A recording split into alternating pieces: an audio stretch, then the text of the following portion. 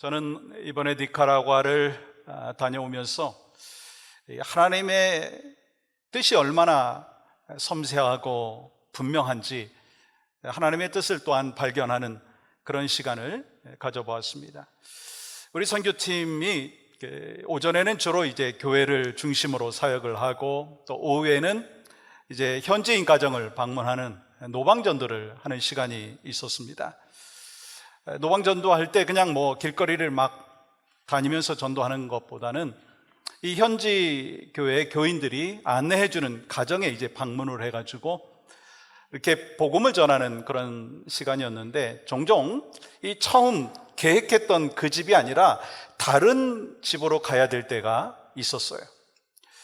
그 이유를 다 알 수는 없었지만 하나님께서 우리의 발걸음을 그렇게 인도하시는 것 같다라고 하는 마음을 가졌습니다. 그런데 참 놀랍게도요, 우리가 방문한 집마다 꼭 우리 전도팀이 가야 될 집을 방문하게 하셨다는 거예요.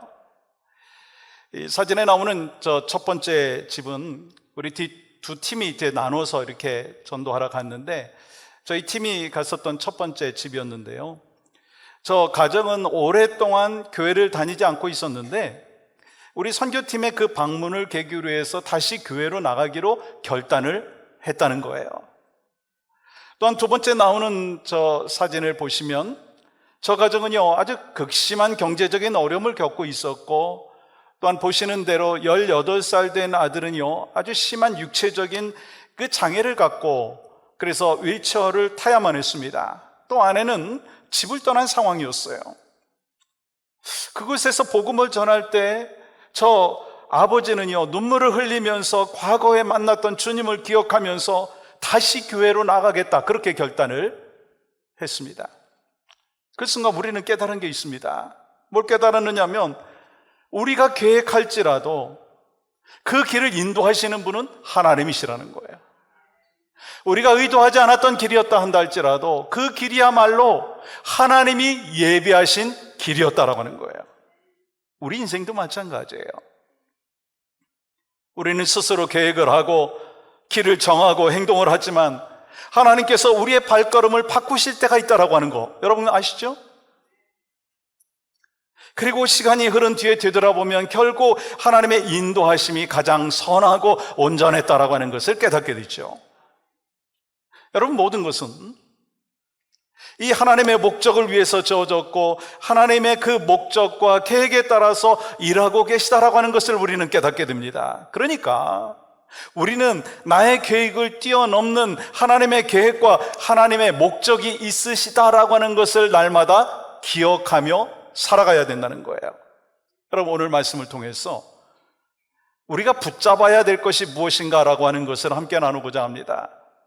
우리가 붙잡아야 될 게 뭡니까? 세상의 성공인가요? 내 생각인가요? 아니라는 거예요. 하나님의 뜻이 인생의 참된 방향이 되기를 주의 이름으로 간절히 소망합니다. 여러분, 오늘 이 시간에 여러분과 저의 삶이 다시 하나님의 뜻에 붙잡힌 하나님의 백성의 삶이 되겠다라고 하는 결단이 있기를 원하는 거예요. 여러분, 오늘 본문, 이 바울이 1차 선교 여행 중에서 안디옥에서 전한 첫 번째 설교의 핵심의 말씀인 것을 여러분 기억하시기 바랍니다.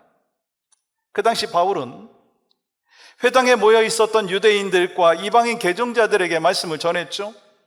그리고 지난 시간에는요, 하나님께서 이스라엘의 역사를 주관하시고 다윗의 후손으로 메시아를 보내실 것을 약속하셨음을 우리가 함께 나눴습니다. 그리고 오늘은요, 십자가에 달려 죽으시고 부활하신 예수님께서 하나님께서 보내시기로 약속하신 구원자여 메시아이심을 선포하고 있다는 거예요. 그리고 그 예수님을 믿으면 구원을 받는다라고 하는 복음을 전하기 위해서 왔다고 선포합니다. 또한 이 시편의 말씀을 통해서 다시 한번 예수님의 메시아 되심을 증언하고 있어요. 이 다시 말해서 바울의 설교는 단순한 역사적인 강의가 아니라는 거예요. 하나님께서 말씀하신 것이 예수 그리스도 안에서 성취되었다라고 하는 복음 선언을 하고 있는 것입니다. 그러므로 이제 우리가 붙잡아야 될 질문은 분명합니다. 바울이 전한 메시지가 무엇인가 하는 거예요. 그리고 오늘 우리와 우리 교회가 하나님의 뜻을 붙잡기 위해서 필요한 것이 무엇인가라고 하는 것입니다. 첫 번째는요, 경외함으로 하나님의 뜻을 붙잡아야 합니다. 하나님의 뜻을 붙잡기 위하여 하나님을 경외해야 되고, 하나님을 경외함으로 하나님의 뜻을 붙잡아야 되는 거예요. 먼저 26절 다시 한번 말씀은 이렇게 기록하고 있습니다. 형제들아, 아브라함의 후손과 너희 중 하나님을 경외하는 사람들아. 여기서 경외라고 하는 말은요, 이 단순히 하나님이 무서워서 벌 받을까 두려워하는 공포심이 아닙니다. 존경하는 마음에서 찾아오는 그런 두려움을 뜻하는 거예요. 사전적인 의미는 바로 이것입니다. 경외라고 하는 것은 삶의 모든 영역에서 하나님의 절대적인 주권과 거룩하심을 인정하고 그분의 말씀에 순종하려고 하는 태도, 그게 바로 경외라고 하는 거예요. 그러니까 이 하나님을 경외함이 우리 신앙생활의 출발이 되어야 합니다. 그리고 예수님의 십자가의 복음을 바로 아는 사람이라면요, 하나님을 경외할 수밖에 없다라고 하는 거예요. 그래서 하나님을 경외하는 사람이라면 어떤 애티튜드를 갖는지 아십니까? 여러분, 존경하는 사람 앞에서요, 우리는요, 말을 조심합니다. 행동을 조심합니다. 마찬가지예요. 주님 앞에서 우리가 삶을 살아가면서 코람데오, 즉 주님 앞에서 하는 행동을 하고 말을 하고 생각을 하는 것, 그게 하나님을 경외하는 삶의 모습인 것입니다. 여러분, 바울은 설교를 시작하면서 회중을 이렇게 부르죠. 하나님을 경외하는 사람들아. 하나님을 경외하는 사람들아. 여러분, 그곳에는요, 혈통적으로 아브라함의 자손인 유대인들도 있었고 이스라엘의 혈통은 아니지만 하나님을 경외하는 이방인들도 있었습니다. 그렇다면 오늘 이 말씀을 듣고 있는 여러분과 저는 누구냐라고 하는 거예요. 우린 누굽니까? 우리는 혈통적으로 아브라함의 후손은 아니지만 예수 그리스도를 믿음으로 말미암아 아브라함의 언약의 복을 받은 영적 후손인 줄 믿습니다. 그렇다면 여러분과 저는 과연 하나님을 경외하며 살고 있느냐라고 하는 거예요. 여러분과 저는 정말 이 하나님의 주권을 인정하고 하나님의 말씀대로 순종하는, 하나님을 경외하는 삶을 살고 있는가? 경외하는 신앙은 반드시 삶에서 드러나게 되었어요. 여러분, 어떻게 할 수 있습니까? 그 사람이 하나님을 경외하는 사람인지 아닌지는요, 그가 하나님의 말씀 앞에서 어떻게 반응하느냐라고 하는 것을 통해서 알 수가 있다고 하는 거예요. 여러분, 하나님을 경외하는 사람은요, 말씀 앞에서 겸손히 엎드립니다. 말씀을 들으면 두려움으로 벌벌 떠는 것이 아니라 하나님의 거룩하심을 인정하고 그 뜻에 순종하려고 하는 마음으로 그 말씀 앞에 반응한다는 거예요. 이번에 니카라과에서 전도를 할 때 이 50대 정도의 여성분이었는데 복음을 잘 알고 있었어요. 뭐 질문하면 답변도 잘하더라고요. 그래서 제가 이제 마지막으로 이 질문을 해보았습니다. 당신 오늘 밤 죽는다면 천국에 갈 확신이 있습니까? 라고 하는 질문을 했을 때 그분이 대답을 못하는 거예요.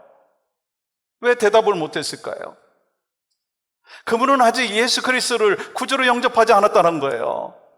그분이 알고 있는 것이 있었습니다. 예수님께서 우리의 죄를 대신해서 십자가에서 못 박혀 죽으시고 부활하시고 다시 살아나셨다라고 하는 그 사실을 알았지만 예수 그리스도를 영접하지 못했다라고 하는 거예요. 왜요? 그분은 뭐라고 대답하시느냐면요, 예수님 영접하면 하나님의 자녀가 되는데 하나님의 자녀가 된 후에 죄를 짓게 되면 하나님께서 벌을 내실 것이다 라고 하는 것을 자기가 알고 있기 때문에 예수님 영접하지 못한다는 거예요. 여러분, 그분은 하나님을 알았어요. 공의 하나님은 알고 있으면서도 회개할 때 용서해 주시는 사랑의 하나님을 알지 못했다는 거예요. 여러분, 하나님을 경외하는 것 같지만 그분은 하나님의 주권을, 하나님의 인도하심을 인정하지 못하는 거예요. 말씀으로 순종하지 못함으로 인하여 주님을 영접하지 못하는 그 모습을 보면서 정말 안타깝더라고요. 하나님께서 기회를 주시고 하나님께서 말씀을 주셨는데 그것을 받아들이지 못하는 그 안타까운 모습을 보면서 목사인 제가 안타까웠는데 주님이 얼마나 안타까우실까 하는 그런 생각을 해봤습니다.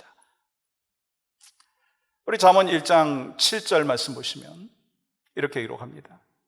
여호와를 경외하는 것이 지식의 근본이거늘 미련한 자는 지혜와 훈계를 멸시하느니라. 여러분, 여기서 미련하다라고 하는 거는요, IQ가 낮다라고 하는 의미가 아닙니다. 하나님의 말씀을 가볍게 여기고 하나님을 경외하지 않는 태도를 말하는 거예요. 결국 경외심이 없는 삶은요, 지혜 없는 삶입니다. 하나님을 경외하는 마음은요, 반드시 믿음으로 나타나게 되어 있어요. 여러분 아시죠? 아브라함 보십시오.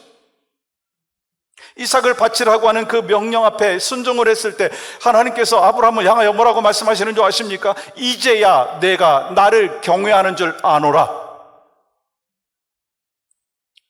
다시 말해서 하나님을 경외한다라고 하는 것은요, 하나님 앞에 하나님의 말씀에 절대적으로 순종하는 것을 말씀하는 것입니다. 그럼 모세를 보십시오. 홍해 앞에서 애굽의 군대가 뒤쫓아오고 있는 상황 속에서 그는 어떻게 홍해를 향하여 지팡이를 내밀 수 있었는가?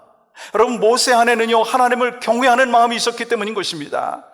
하나님을 두려워하고 신뢰하면서 하나님의 주권을 인정하면서 불가능한 상황 속에서도 하나님의 말씀에 순종할 때 하나님의 능력이 나타난다는 것을 알고 있었기 때문인 거예요. 여러분, 욥도 마찬가지입니다.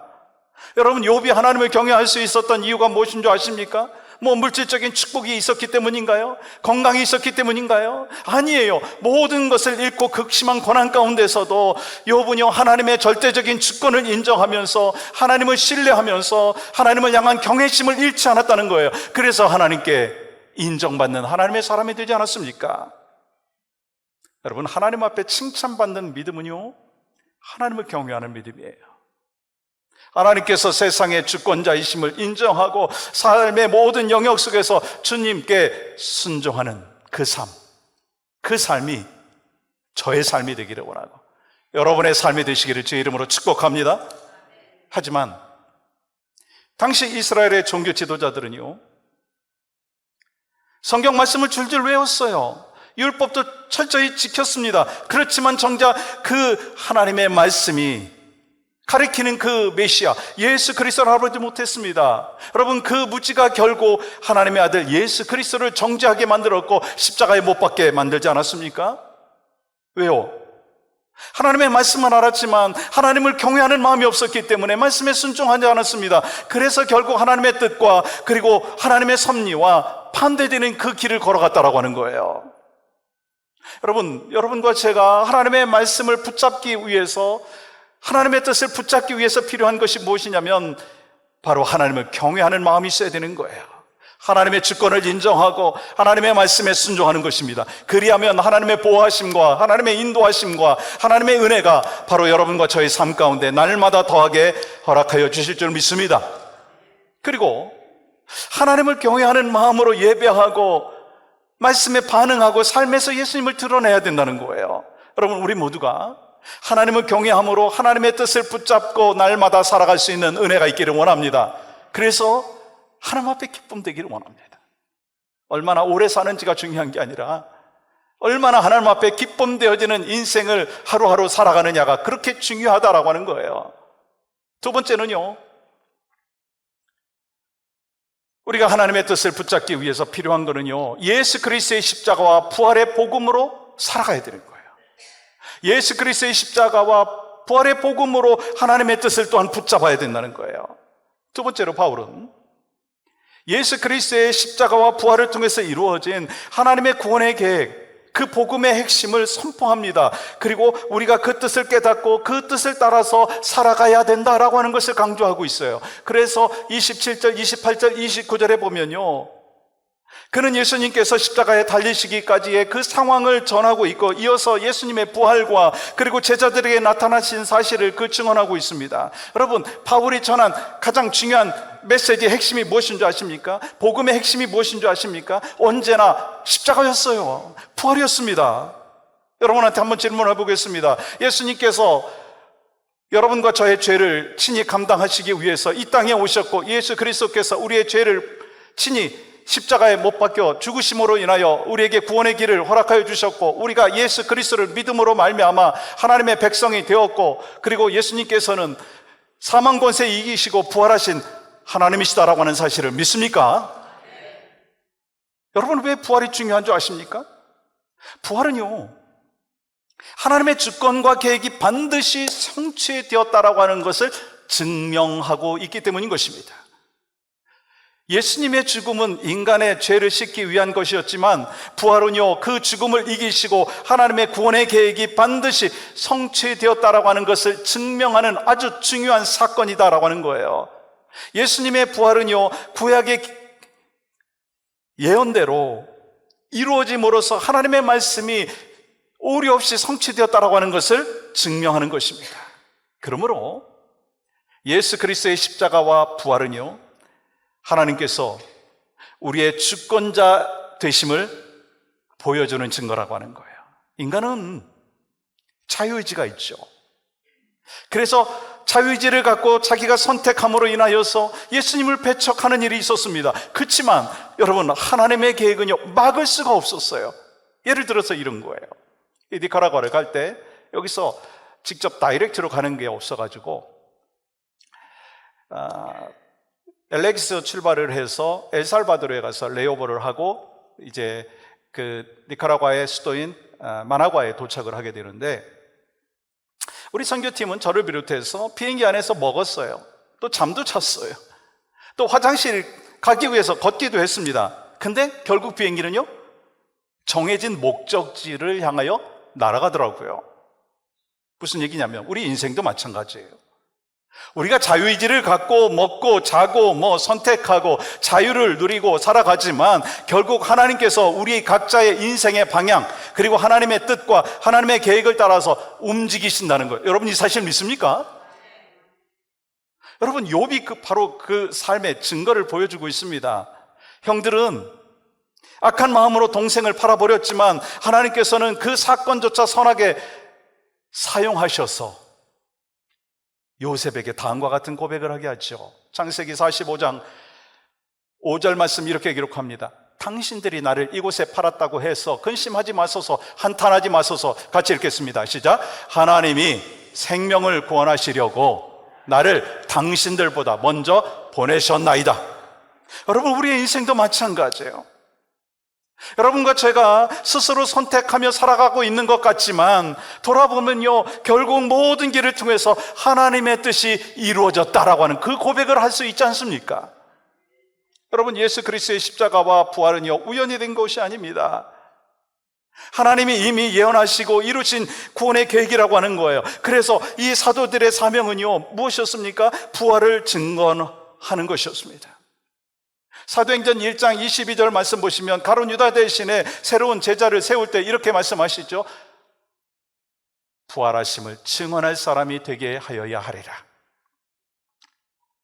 4장 33절도 이렇게 기록합니다. 사도들이 큰 권능으로 주 예수의 부활을 증언하니. 그리고 사도 바울은 고린도전서 15장 14절에서 이렇게 단언을 하고 있습니다. 같이 함께 읽겠습니다. 시작. 그리스도께서 만일 다시 살아나지 못하셨으면 우리가 전파하는 것도 헛것이요 또 너희 믿음도 헛것이며. 십자가가 아무리 위대해도요, 부활이 없다면 예수님의 죽음은 한 위대한 순교에 지나지 않는다는 것입니다. 그러나 예수님의 그 부활이 있었기 때문에 바로 십자가는 참된 구원의 길이 되었고 우리는 예수 그리스도를 통해서 영원한 생명을 이미 받았고 영원한 생명을 누리고 있는 줄 믿습니다. 그 예수님의 부활은 단지 과거의 사건만이 아니라는 거예요. 오늘 우리에게 살아있는 믿음과 천국 소망에 대하여 확신을 주고 있지 않습니까? 여러분, 31절 말씀 보시면 이렇게 기록합니다. 예루살렘에 함께 올라간 사람들에게 여러 날 보이셨으니 그들이 이제 백성 앞에서 그의 증인이라. 예수님은 부활하신 후에 갈릴리와 예루살렘을 포함한 여러 지역에서 제자들에게 자신을 드러내셨어요. 여러분, 이러한 경험을 통해서 그들은요, 어떤 위협이 있다 한다 할지라도 굴하지 않았어요. 그러면서 어떻게 했는지 아십니까? 예수님의 부활의 증인이 되었다는 거예요. 여러분과 저는요, 부활의 역사적인 사건을 직접 경험하지는 않았습니다. 그렇잖아요? 근데 믿음을 통해서 예수님의 부활을 받아들이고 그 생명의 능력을 삶으로 살아내는 자가 되었다는 거예요. 다시 말해서 부활하신 예수님께서 지금도 살아계심을 삶으로 증언해야 된다는 거예요. 주님이 뭐라고 말씀하셨어요? 사도행전 1장 8절에서 분명히 이렇게 말씀하지 않았습니까? 오직 성령이 너희에게 임하시면 너희가 권능을 받고 예루살렘과 온 유대와 사마리아와 땅끝까지 이르러 누구의 증인이 되어야 하리라? 내 증인, 예수의 증인이 되어야 하리라. 이번에요, 니카라과 선교에서도 우리가 전한 게 뭐 다른 게 아니에요. 특별히 이번에 젊은 집사님들 함께 참여하면서 굿뉴스 클럽을 했어요. 굿뉴스, 복음의 소식을 전하는 그 사역을 아이들한테 집중적으로 했습니다. 특별히 이 아이들에게 집중적으로 했는데 그 모습을 보면서 참 제 마음이 깊이 은혜를 받을 수 있었고, 지금도 제 마음속에 그 복음을 전했던 그 현장이 마음속에 깊이 남아 있습니다. 스크린에 비춰지는데, 복음을 전할 때 아이들의 맑은 눈빛, 아주 진지한 표정, 그리고 말씀을 마음에 그대로 막 새기는 그 어린 아이들의 그 모습이 얼마나 감동이었는지 모르겠어요. 여러분, 아이들에게요, 예수님의 십자가와 그 부활의 소식, 복음의 소식을 전하면은요, 아이들은 마치 기다렸다는 듯이 기쁨으로 받아들이는 거예요. 작은 손을 모아가지고 영접 기도하는 그 모습을 보면서 우리는요, 솔직히 죄송한데 이런 질문도 해봤어요. 쟤들이 정말 예수님 영접하는 거 맞는가? 아니, 너무 아이들의 마음 가운데 복음을 받아들이는 그 모습이요, 아름다울 뿐만 아니라 막 우리가 전하면 막 100% 받아들이는 그 모습을 보면서 얼마나 감사하고 감격했는지 모르겠어요. 그러면서 그들의 마음속에 뿌려진 그 복음의 씨앗이 이제 자라가지고 이제 니카라과 땅에 복음의 그 주역이 되는 것이 하나님이 원하시는 모습이고 우리가 기도하는 제목이다 라고 하는 생각을 가졌습니다. 또한 어린아이들의 그 순수한 모습을 보면서 저의 믿음도 좀 되돌아보는 시간을 가졌어요. 나는 얼마나 순수한 성도의 삶을 살고 있는가, 얼마나 순수한 목회자의 삶을 살고 있는가 되돌아봤어요. 우리에게 필요한 게 뭡니까? 예수 그리스도의 십자가의 복음이에요. 예수 그리스도의 부활의 복음입니다. 여러분과 제가 전해야 되는 게 무엇입니까? 예수 그리스도의 십자가의 복음이고 예수 그리스도의 부활의 복음인 줄 믿습니다. 그렇다면 부활하신 주님을 붙들면 우리는 삶 가운데 어떤 일이 일어나느냐라고 하는 거예요. 부활신앙을 갖고 살아가면 우리에게 어떤 일이 일어납니까? 어떤 역경 속에서도요, 결코 흔들리지 않습니다. 왜요? 부활에 대한 소망 때문에. 죽음의 문턱에서 부활에 대한 소망을 갖고 마지막을 지내시는 분들의 그 눈빛과 그 모습을 보면은요, 절망이 아니고 낙심이 아니고요, 소망이 있으시더라고요. 여러분, 초대교회 성도들은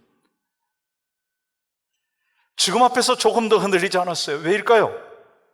부활신앙이 있었기 때문에. 그래서 사도 바울은 이렇게 선포합니다. 사도행전 13장 38절 39절 보십시오. 그러므로 형제들아, 너희가 알 것은 이 사람을 힘입어 죄 사함을 너희에게 전하는 이것이며, 또 모세 율법으로 너희가 의롭다 하심을 얻지 못하던 모든 일에도 이 사람을 힘입어 믿는 자마다 의롭다 하심을 얻는 이것이라. 여러분, 이것이 복음의 핵심이에요. 율법으로는 그 누구도 의롭다 하심을 얻을 수 없지만 예수 그리스도의 이름으로 우리는 용서받고 의롭다 하심을 이미 받은 줄 믿습니다. 그러므로 우리는 십자가와 부활을 믿을 때 새로운 생명을 얻고 흔들리지 않는 소망을 붙들고 살아갈 수가 있는 것입니다. 사랑하는 여러분, 다시 한번 질문하겠습니다. 예수님께서 사망 권세 이기시고 부활하신 것을 믿습니까? 그렇다면 이제는 부활의 증인으로 살아가야 된다는 거예요.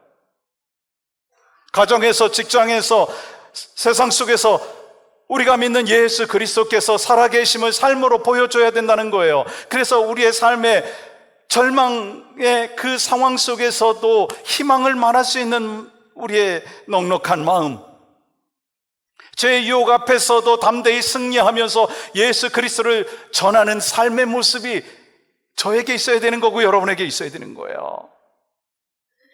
오늘 또 우리가 전해야 될 것은 예수님이 살아계십니다. 예수님이 부활하셨고 예수님이 우리의 구원자이십니다.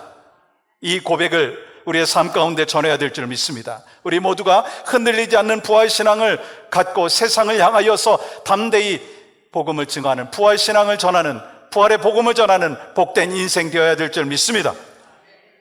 마지막으로 사명으로 하나님의 뜻을 붙잡아야 합니다. 하나님의 뜻을 붙잡기 위하여 사명으로 살아야 되는 거예요. 36절 말씀 볼까요? 다윗은 당시에 하나님의 뜻을 따라 섬기다가 잠들어. 여러분, 얼마나 귀한 말씀이에요? 여러분, 이 말씀은 다윗의 생애를 한 문장으로 요약하고 있다는 거예요. 그는 하나님이 기름 부어 세우신 왕이었고 용맹으로서는요 용사이기도 했습니다. 이스라엘 역사에서 가장 뛰어난 신이기도 했습니다. 그런데 성경은 뭐라고 말씀합니까? 그는 하나님의 뜻을 따라 섬기다가 잠들었다. 여러분, 이것이 다윗의 가장 위대한 고백이고요, 동시에 하나님의 평가예요. 만약에 우리의 인생이 끝나는 날 누군가가 우리를 향해 가지고 저 사람은 하나님의 뜻을 따르다가 천국 가셨어요 라고 하는 말을 한다면, 여러분, 이것보다 더 큰 영광이 어디 있겠습니까? 저 권사님은, 저 장로님은, 저 집사님은 하나님의 뜻을 따르다가 이제 잠들었어요, 천국에 가셨어요 라고 하는 말을 듣는다면 얼마나 하나님 앞에 영광이겠습니까? 우리 모두가 붙잡아야 될 질문이 바로 이것입니다. 나는 지금 이 시대 속에서 하나님의 뜻을 따라 살아가고 있는가? 나는 지금 이 시대 속에서 내 뜻이 아니라 하나님의 뜻을 따라 살아가고 있는가? 역사는요 우연히 흘러가지 않습니다. 하나님의 섭리 가운데 살아갑니다. 하나님께서 세대를 따라서 사람을 세우시고 그들을 통해서 뜻을 이루어 가십니다. 우리에게도 동일한 부르심이 있다라고 하는 거예요. 다윗은 자기 시대에 주어진 하나님의 뜻을 살았기 때문에 하나님의 마음에 합한 사람이 되었습니다. 그의 인생은요 어떤 권력이나 업적이 아니었습니다. 사명으로 완성된 인생이었다라고 하는 거예요. 릭 워렌의 목적에 이끄는 삶이라고 하는 책 여러분 잘 아시죠? 이 책은요 사도행전 13장 36절에서 출발을 했어요. 다윗은 당시에 하나님의 뜻을 따라 섬기다가 잠들어. 영어 성경에 보면 다윗은 자기 세대에 하나님의 뜻을 충성스럽게 감당하고 인생을 마무리했다. 우리 모두, 우리 교회도 이 시대에 하나님의 뜻을 바로 분별하고 그 뜻을 따라 살아가야 합니다. 그것이야말로 하나님을 기쁘시게 하는 교회요, 또 사명으로 완성되는 우리의 인생이 되는 것입니다. 그러나 동시에 바울은 유대인들을 향하여 이 복음을 받고 믿지 아니하면 멸망을 당할 수밖에 없다라고 하는 것을 마지막에 경고하고 있는 거 아세요? 41절 보십시오. 일러스되 보라, 멸시하는 사람들아 너희는 놀라고 멸망하라. 하나님의 말씀은요 유대인들에게나 이방인들에게 동일하게 주어졌습니다. 그러나 그 말씀 앞에 반응은 달랐어요. 어떤 사람은 겸손하게 받아들였고 어떤 사람은 거부하면서 멸시했습니다. 바울은 분명히 경고하죠. 말씀을 듣고도 멸시하는 자에게 뭐가 있을지어다? 멸망이 있을지어다. 여러분, 하나님께서 우리를 향한 그 마음은 축복입니다. 재앙이 아니라 평안입니다. 아멘이시죠? 구원입니다. 그리고 회복입니다. 하나님의 말씀과 복음을 그대로 믿고 받아들이면 하나님의 놀라운 복을 우리는 경험하게 될 줄 믿습니다. 그러나 죄사함의 길과 구원의 길이 되신 예수 그리스도에 대한 그 말씀을 거부하면 성경은 분명히 말씀합니다. 멸망할 수밖에 없다. 여러분, 그거는 지금 우리에게 겁주려고 하는 게 아니에요. 꼭 믿어야 되고 말씀대로 살아야 된다는 것을 말씀하는 거예요. 오늘 우리도요 동일한 말씀을 들었습니다. 중요한 것이 무엇입니까? 우리의 반응이에요. 여러분, 하나님의 말씀을 멸시하십니까? 아니면 말씀 앞에 무릎 꿇고 순종하고 계십니까? 43절 이렇게 기록하고 있습니다. 항상 하나님의 은혜 가운데 있으라 권하니라. 우리 모두가 주의 신앙에 머물러 있지 않기를 원합니다. 일상 가운데 하나님의 은혜에 거하시고 믿음 안에 거하시고 주님 안에 거하시기를 주의 이름으로 간절히 축복합니다. 그래서 우리가 하나님의 뜻을 붙잡고 살기 위해서 우리는요, 하나님을 경외함으로 살아가야 될 것이고, 또한 십자가와 부활의 복음으로 살아가야 될 것이고, 또한 사명으로 살아가는 하나님의 백성이 되어야 되는 거예요. 우리 모두가 다윗처럼 자기 세대에 주어진 하나님의 뜻을 붙잡고 살아가기를 원합니다. 지금 이 시대, 이 순간에 하나님이 여러분과 저를 향하여 뜻하시고 계획하신 것을 붙잡고 살아갈 때, 또한 하나님을 경외하고 십자가와 부활의 복음을 또한 품고 전하고, 또한 하나님께서 맡겨주신 사명을 잘 감당하는 여러분과 저의 삶이 되기를 주의 이름으로 축복합니다.